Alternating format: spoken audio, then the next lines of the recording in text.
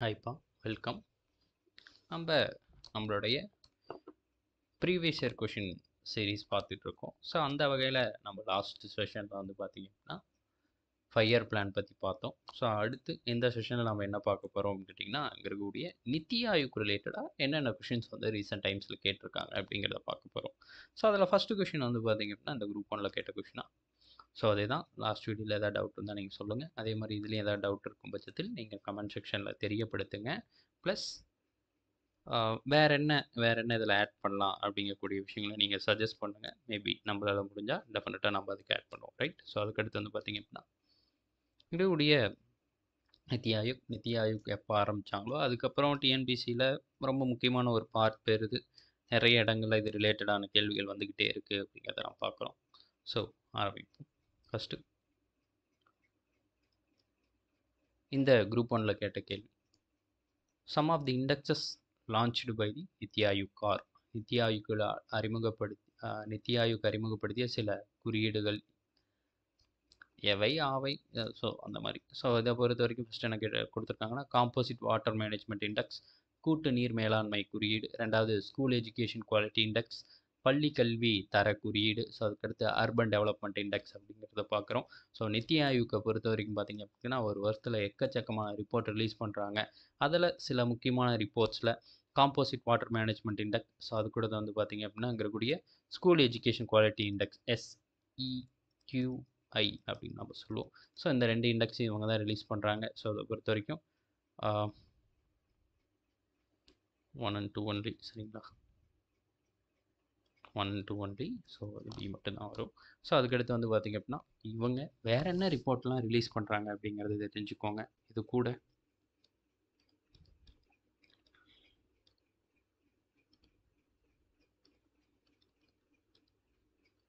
Good governance index அப்படின்னு நம்ம சொல்லுவோம். இங்கே இருக்கக்கூடிய நல் நிர்வாக குறியீடு. ஸோ அதுக்கடுத்து வந்து பார்த்திங்க அப்படின்னா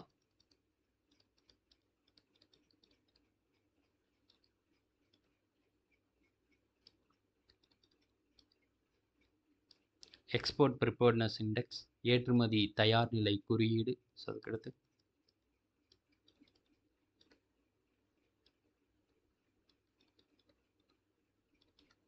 நீடித்த நிலையான வளர்ச்சிக்கான இலக்குகள், SDG இண்டெக்ஸ் ஆஃப் இந்தியா அப்படின்னு நம்ம சொல்லலாம். இந்தியாவினுடைய நீடித்த நிலையான வளர்ச்சிக்கான இலக்குகளை அந்த இலக்குகளை சார்ந்து இங்கே இருக்கக்கூடிய மாநிலங்கள் எப்படி பர்ஃபார்ம் பண்ணியிருக்காங்க ஒவ்வொரு இலக்குலையும் அப்படிங்கிறதையும் சொல்கிறது யார் அப்படின்னா நித்தி ஆயோக் தான்.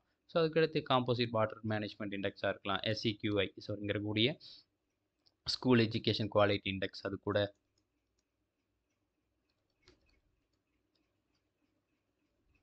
ஹெல்த் இண்டெக்ஸ் அப்படின்னு நம்ம சொல்லலாம். நல்வாழ்வு குறியீடு. அதுக்கடுத்து வந்து பார்த்திங்க அப்படின்னா அங்கே இருக்கக்கூடிய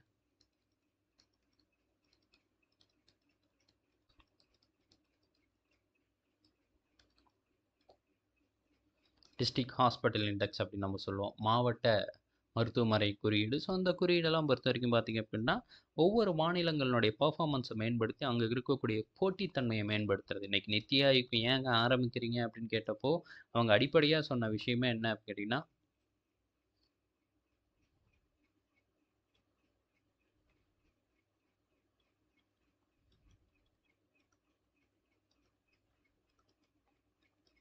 கோஆப்பரேட்டிவ் ஃபெடரலிசம், கூட்டாட்சி. ஸோ அப்போ இந்தியாவில் இருக்கக்கூடிய கூட்டாட்சியை மேம்படுத்துவதற்காகவே அமைக்கப்பட்ட ஒரு அமைப்பு தான் வந்து பார்த்திங்க அப்படின்னா நித்தி ஆயோக் அப்படிங்கிறத நம்ம பார்க்குறோம்.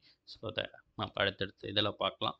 ஸோ இதுக்கு வந்து இந்த ரிப்போர்ட்லாம் தெரிஞ்சுக்கோங்க. ஸோ இது கூட இதை பார்க்குறோம். ஸோ அதுக்கடுத்து functional head of NITI Aayog, நித்தி ஆயோக்கின் நிர்வாக தலைவர் அப்படிங்கிறத பார்க்குறோம். ஸோ ஒரு நித்தி ஆயோக்கினுடைய நிர்வாக தலைவராக யார் இருப்பா அப்படின்னா நித்தி ஆயோக்கினுடைய துணைத் தலைவர் அவர்கள் தான் இருப்பாங்க. ஸோ அதனுடைய தலைவராக யார் இருப்பா அப்படிங்கிறத நான் பார்த்துருக்கோம். PM பிரதமர் இருப்பார். ஸோ ஒரு வைஸ் சேர்மனாக துணைத் தலைவராக பிரதமர் வந்து அல்லது தலைவர், சேர்மன் அப்படின்னு நம்ம சொல்லலாம். தலைவர் அல்லது பிரதமர் வந்து பார்த்திங்க அப்படின்னு கேட்டிங்கன்னா இவரை வைஸ் சேர்மன் அப்படின்னு நம்ம சொல்லக்கூடிய துணைத் தலைவரை அப்பாயின்மெண்ட் பண்ணுவார் அப்படிங்கிறத நம்ம பார்க்குறோம். துணைத் தலைவர் தான் எப்போதுமே நிர்வாக தலைவராக இருப்பார். அதுவே தலைவர் இருக்கக்கூடிய PM வந்து பார்த்திங்க அப்படின்னா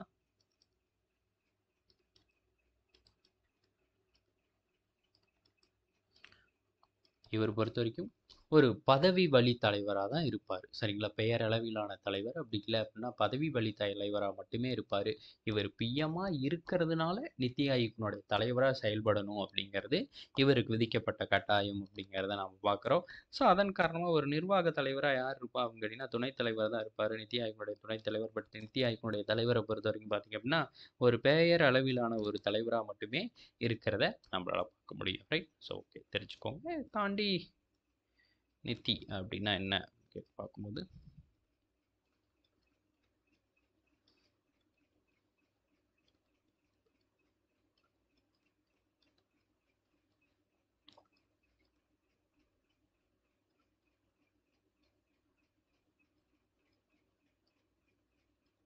national institution for transforming India, இந்தியாவை உருமாற்றுவதற்கான தேசிய நிறுவனம் அப்படிங்கிறத பார்க்குறோம். ஸோ இதுதான் அந்த நித்தி ஆயோக்கினுடைய ஃபுல் ஃபார்ம். அது தெரிஞ்சுக்கோங்க. அடுத்தடுத்ததில் பார்ப்போம். ஸோ அதுக்கடுத்து who is the chairperson of NITI Aayog? NITI ஆயோக்கினுடைய தலைவர் யார் அப்படின்னு கேட்டிருக்காங்க.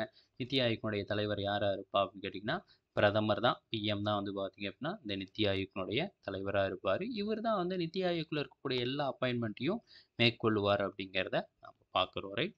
ஸோ அதுக்கடுத்து ஒரு நித்தி ஆயோக் எப்போது நிறுவப்பட்டது? இதுதான் கேள்வி. NITI Aayog was established on. So இதை பொறுத்த வரைக்கும் ஜனவரி 1, 2015 உருவாக்கப்பட்டது அப்படிங்கிறத பார்க்குறோம். ஸோ இன்னும் நிறைய விஷயங்கள் தெரிஞ்சுக்கோங்க. நித்தி ஆயோக்கை பொறுத்த வரைக்கும் பார்த்தீங்க அப்படின்னு கேட்டிங்கன்னா, நீங்கள் ஒரு நித்தி ஆயோக் யாரை ரீப்ளேஸ் பண்ணாங்க அப்படின்னு நம்ம பார்க்கும்போது, பிளானிங் கமிஷன் அப்படின்னு நம்ம சொல்லலாம். திட்டக்குழுவிற்கு பதிலாக நித்தி ஆயோக் தொடங்கப்பட்டது. திட்டக்குழு கலைக்கப்பட்டு அதுக்கு பதிலாக நித்தி ஆயோக் தொடங்கப்பட்டது. ஸோ எப்போ தொடங்கப்பட்டது அப்படின்னு கேட்டிங்கன்னா, ஜனவரி 1, 2015. நித்தி ஆயோக்கை பொறுத்த வரைக்கும் ஒரு எந்த அமைப்பு, ஒரு அரசியலமைப்பு சார்ந்த அமைப்பா, இல்லை ஒரு சட்டப்பூர்வ அமைப்பா அப்படின்னு கேட்டிங்கன்னா, அது ரெண்டுமே அதுக்கு ஒரு அந்தஸ்து கிடையாது. ஒரு சட்டப்பூர்வ அந்தஸ்தும் கிடையாது. ஒரு ஸ்டாச்சுவேட்டரி பாடியும் இல்லை, ஒரு கான்ஸ்டியூஷனல் பாடியும் இல்லை. ஸோ இதை பொறுத்த வரைக்கும் பார்த்தீங்க அப்படின்னு கேட்டிங்கன்னா,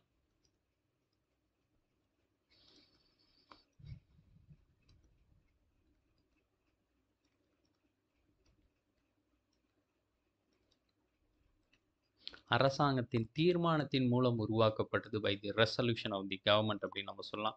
ஏங்க கவர்மெண்ட்டை போய் கேட்குறாங்க, நீங்கள் ஏன் நித்தி ஆயோக்கை உருவாக்குறீங்க, எதற்காக அப்படின்னு நான் கேட்கும்போது, அவங்க முன் வச்ச பாயிண்ட் என்ன அப்படின்னு கேட்டிங்கன்னா,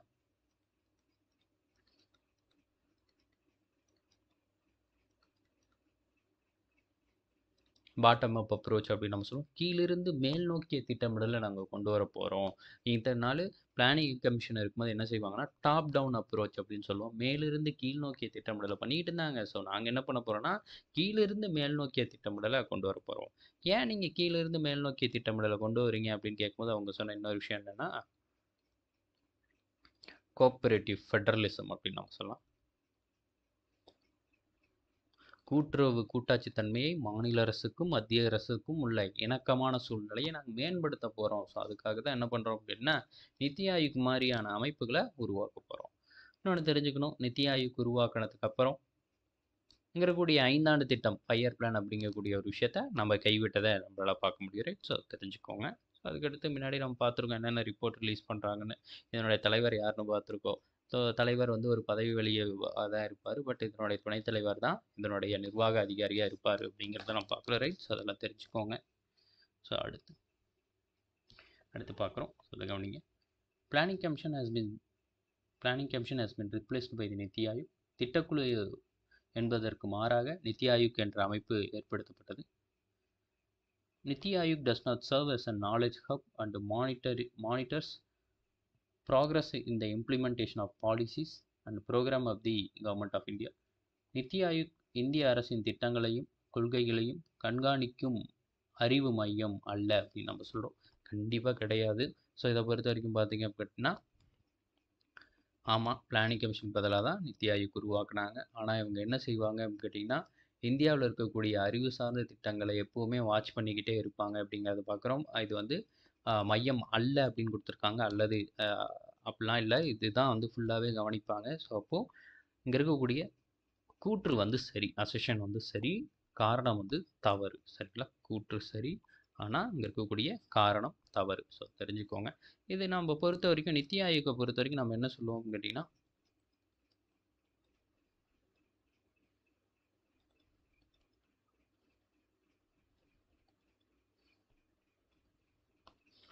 திங்க் டேங்க் ஆஃப் இந்தியா அப்படின்னு நம்ம சொல்லுவோம் சரிங்களா. நித்தி ஆயோக்கை பொறுத்த வரைக்கும் இந்தியாவின் சிந்தனை களஞ்சியம் அப்படின்னு நம்ம சொல்கிறது உண்டு. ஏன் அப்படின்னு கேட்டிங்கன்னா, இங்கே இருக்கக்கூடிய புது புது ஐடியாஸை வந்து தேடி அதை இந்திய நாட்டினுடைய வளர்ச்சிக்காக பார்த்து பண்ணுறது எல்லாமே யார் அப்படின்னா இந்த நித்தி ஆயோக் அப்படிங்கிறது பார்க்குறோம்.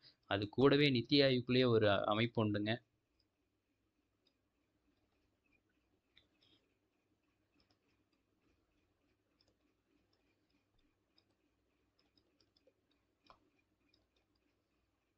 நாலேஜ் அண்ட் இனோவேஷன் ஹப் அப்படிங்கிறது பார்க்குறோம்.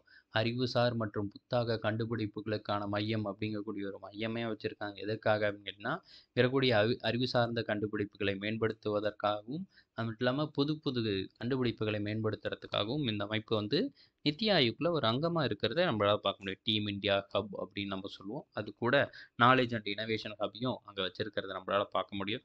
இந்த நாலேஜ் அண்ட் இனோவேஷன் ஹப் தான் வந்து பார்த்திங்க அப்படின்னா, இந்த புது புது ஐடியாஸ் எல்லாத்தையுமே இந்தியாவில் யாராவது கிரியேட் பண்ணுறாங்க அல்லது இந்திய அரசாங்கத்துக்கு ஏதாவது தேவை அப்படிங்கிற பட்சத்தில் எல்லாத்தையுமே தேடி இம்ப்ளிமெண்ட் பண்ணுறது யார் அப்படின்னா இவங்களுடைய வேலையாக நம்ம பார்க்குறோம். ரைட். அடுத்து தெரிஞ்சுக்கோங்க. ஸோ அடுத்து public private partnership model is emerged as a rule for future development of infrastructure is the objective of அப்படின்னு கொடுத்துருக்காங்க. எதிர்கால வளர்ச்சிக்கான கட்டமைப்புகளை பொதுத்துறை தனியார் துறை இரண்டும் இணைந்து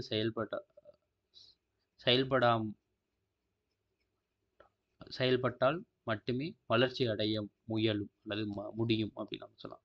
என்பது டேஸின் நோக்கமாகும் அப்படின்னு கேட்குறாங்க. ஸோ இதை பொறுத்த வரைக்கும் பார்த்திங்க அப்படின்னா யாருனுடைய நோக்கம் அப்படின்னு நான் பார்க்கும்போது இங்கே இருக்கக்கூடிய நித்தி ஆயோக்கினுடைய நோக்கம் தான்.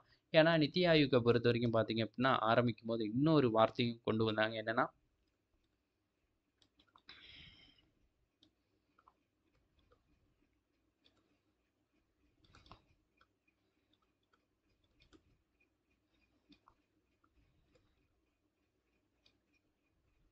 மேக்ஸிமம் கவர்னன்ஸ் மினிமம் கவர்மெண்ட் அப்படின்னு நம்ம சொல்லுவோம்.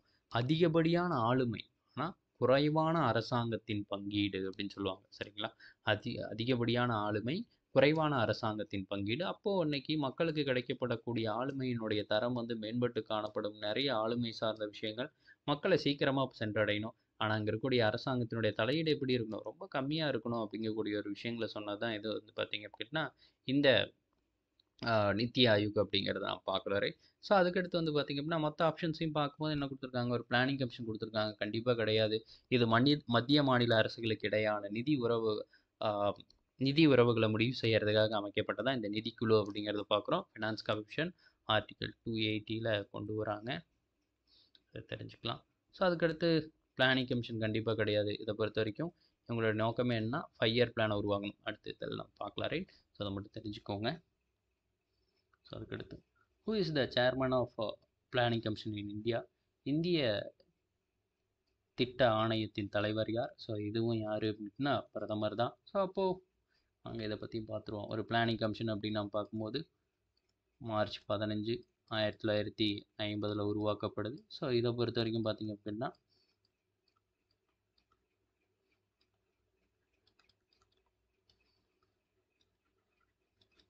அரசாங்கத்தின் தீர்மானத்தின் மூலம் தான் இதுவும் உருவாக்கப்படுது.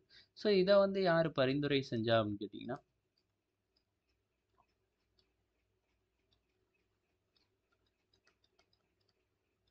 கேசி நியோகி அவர்கள் தலைமையிலான ஒரு குழு தான், அல்லது இவர் தான் வந்து பரிந்துரை செய்வார் அப்படிங்கிறத பார்க்குறோம். கேசி நியோகி அவர்கள்.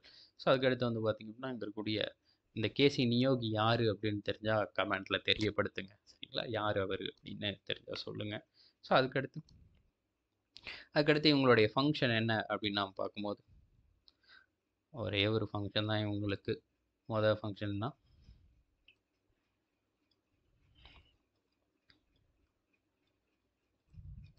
ஐந்தாண்டு திட்டத்தை உருவாக்குவது. ஐந்தாண்டு திட்டத்தை உருவாக்குறதா வந்து பார்த்திங்க அப்படின்னா இவங்களுடைய வேலை.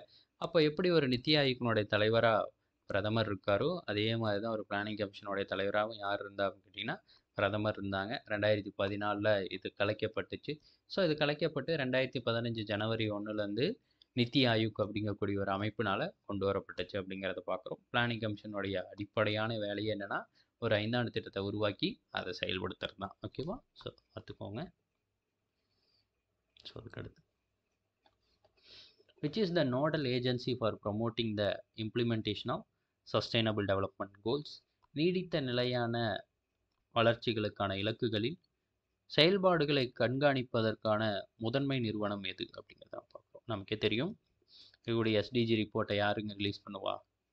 இன்னைக்கு எஸ்டிஜி ரிப்போர்ட்டை யார் ரிலீஸ் பண்ணுவா அப்படின்னு பார்த்துருக்கோம். நித்தி ஆயோக் ரிலீஸ் பண்ணுவாங்க அப்படின்னு நான் பேசுகிறேன் ஃபர்ஸ்ட் கொஷின்லேயே. ஸோ அப்போது இங்கே இந்த வேலையை யார் பார்ப்பா? நித்தி ஆயோக் தான் பார்ப்பாங்க அப்படிங்கிறத நான் பார்க்குறோம். நீடித்த நிலையான வளர்ச்சிக்கான இலக்குகள் அப்படிங்கிறத பார்க்குறோம். ஸோ இதை பொறுத்த வரைக்கும் ஒரு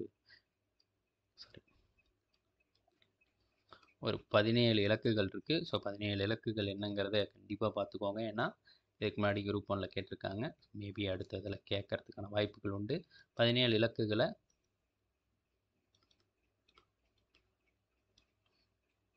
2030க்குள்ளே அடையணும் அப்படிங்கிறத 2030க்குள்ளே அடையணும் அப்படிங்கக்கூடிய ஒரு இலக்கை வச்சுருக்கிறத நம்மளால் பார்க்க முடியும். ஸோ இதை பொறுத்த வரைக்கும் பார்த்தீங்க அப்படின்னா இதில் நோ பாவர்ட்டி அப்படிங்கக்கூடிய ஒரு விஷயம் உண்டுங்க. வறுமை ஒழிப்பு அல்லது வறுமை அற்ற ஒரு நிலை அப்படிங்கக்கூடிய விஷயத்தை பார்க்குறோம். இதில் வந்து இன்றைக்கி தமிழ்நாடு வந்து நம்பர் 1 இடத்துல இருக்கிறத நம்மளால் பார்க்க முடியும். சரிங்களா? ஃபர்ஸ்ட் பிளேஸில் தமிழ்நாடு இருக்கிறத பார்க்க முடியும் நோ பாவர்ட்டி அப்படிங்கக்கூடிய ஒரு விஷயங்களில். ஸோ இந்த ரிப்போர்ட் வந்து பார்த்திங்க அப்படின்னா நித்தி ஆயோக்கால் வெளியிடப்படும். நித்தி ஆயோக் தான் இங்கே இருக்கக்கூடிய மாநிலங்கள்லாம் எப்படி பெர்ஃபார்ம் பண்ணுறாங்க அப்படிங்கிறத கண்காணித்து இந்த எஸ்டிஜி ரிப்போர்ட்டை வெளியிடுவாங்க அப்படிங்கிறத பார்க்குறோம். ஸோ நம்ம இப்போ தான் பார்த்தோம், ரைட்? ஸோ அதை தெரிஞ்சுக்கலாம். ஓகே, ஸோ இதெல்லாம் நித்தி ஆயோக்லேருந்து கேட்ட கேள்விகள் அப்படிங்கிறத பார்க்குறோம். நம்ம நேற்று பார்த்த 5 இயர் பிளான், அது கூட பிளானிங் கமிஷன் இன்றைக்கி நம்ம பார்த்துருக்கோம். ஸோ அது கூட நித்தி ஆயோக் இதை பார்த்துருக்கோம். ஸோ இது எல்லாத்துலேயும் சேர்த்து வந்து பார்த்திங்கன்னு கேட்டிங்கன்னா 20 கேள்விகள் கேட்டிருக்காங்க. ஸோ பார்த்திங்கன்னா தெரியும், ஒவ்வொரு எக்ஸாமினேஷன்லேயும் ஒன்றே 5 இயர் பிளான்லேருந்து கேள்வி வருது. அப்படி இல்லை அப்படின்னா அங்கே இருக்கக்கூடிய நித்தி ஆயோக்கில் இருந்தோ அல்லது பிளானிங் கமிஷன்லேருந்து ஒரு கேள்வி வருது. ஒரு சில நேரங்களில் 2 கேள்விகளும் வரதை நம்மளால் பார்க்க முடியும். இதுலேருந்து வருது அதிலேருந்து வருது அப்படிங்கிறத நம்ம பார்க்குறோம், ரைட்? ஸோ அதன் காரணமாக நம்ம என்ன செய்யணும் கேட்டிங்கன்னா கொஞ்சம் இந்த டாப்பிக்கை சொன்ன எக்ஸ்ட்ரா இன்ஃபர்மேஷனோடு சேர்த்து தெரிஞ்சுக்கோங்க. ஒரு ரிவிஷன் மாதிரி இதை வச்சுக்கோங்க. கண்டிப்பாக இது உங்களுடைய குரூப் 2 ப்ரிப்பரேஷனுக்கு ஹெல்ப்ஃபுல்லாக இருக்கும் அப்படிங்கிறத நினைக்கிறோம். ஸோ அது மட்டும் இல்லாமல் இது வந்து உங்களுக்கு ஃபர்தராக நீங்கள் ஒரு மெயின்ஸுக்கு போகும்போது இது பெரிய லெவலில் ஹெல்ப்ஃபுல்லாக இருக்கும். ஓகேப்பா?